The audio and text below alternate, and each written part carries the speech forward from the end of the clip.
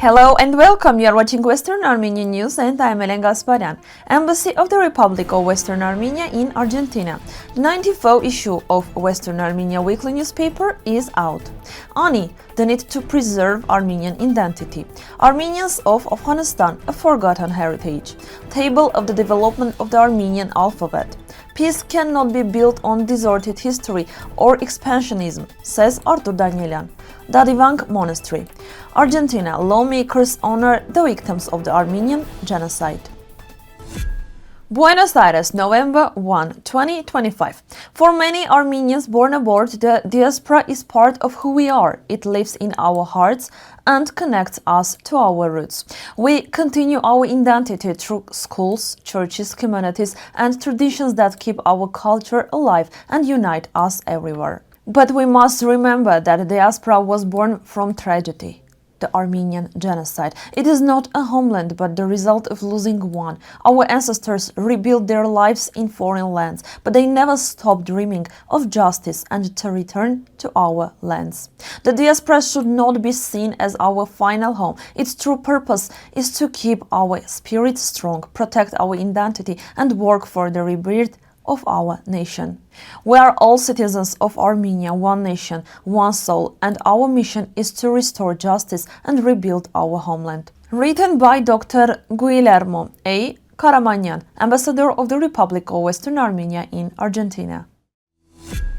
The 94th issue of Western Armenia newspaper is now available. On the cover is the portrait of Anyana Shirakatsi, symbolizing the value of Armenian science and culture. This issue includes the meeting of Armenak Abrahamyan, the president of the National Council of Western Armenia, with the people of Artsakh, as well as articles about important historical events that reminds us the mistake made 107 years ago. It also features Sosi Gevonyan illustrated book Before the Souls Fade and Arshalus Martikanyan's web project Forgotten Armenia. The newspaper is published in Armenian, Turkish, English and French, helping spread Armenian culture and history around the world.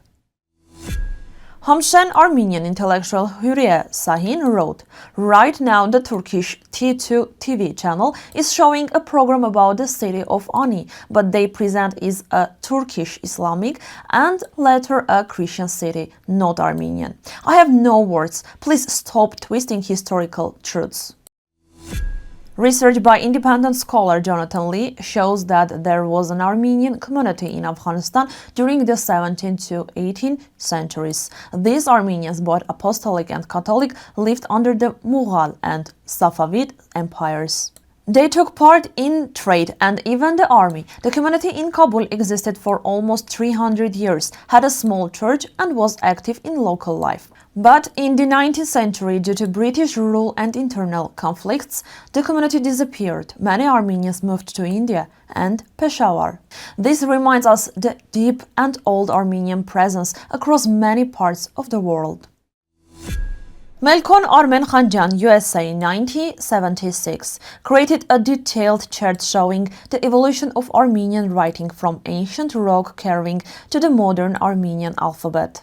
The table starts from petroglyphs of the Paleolithic, Mesolithic and Neolithic periods and goes to the Bronze and Iron Ages, then to the pre-Christian era and finally to Mesrop Mashtots, who created the Armenian alphabet in 405 AD.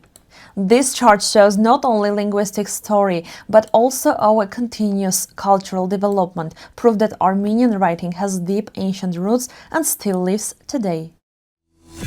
Artur Danielyan, member of the In Our Way movement, said that during the recent event, the Azerbaijani president mentioned Lake Sevan using its Azerbaijani name. He said this is false and dangerous. It distorts historical facts and disrespects cultural heritage. True peace can only be built on honesty, mutual respect and moral responsibility. He added that the idea "let's give up Artsakh to live better" is a wrong approach that will only weaken Armenia's future. Dadivank, also called Arakelos or Khutavank, is an old Armenian apostolic monastery in the Shahumian region of Artsakh, near the Tartar River. It stands on a hill named Khut. According to legend, it was founded in the 1st century by Saint Dadi, a student of Apostle Thaddeus. The first person who wrote about it was Agatangeghos, who also lived and worked there. The main buildings were built in the 9th century, burned by the Seljuks in the 12th and later rebuilt. The main church, Catholique, was finished in 1240 and more churches were added in the 13th century. Surrounded by green mountains and forests, Dadivank is one of the most beautiful and loved holy places in Artsakh. Its freedom in 1992 was one of the main goals of Leonid Asgaldian, Vladimir Balayan and Armenak Abrahamian. The director of the Armenian Genocide Museum Institute, Edita Gazoyan, welcomed guests and guided them through the memorial, explaining its history.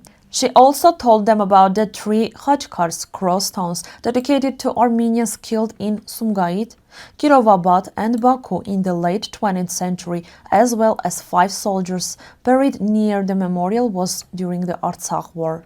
The guests laid flowers at the eternal flame and honored the victims with a minute of silence. Later, they visited the museum exhibitions and signed the guest book.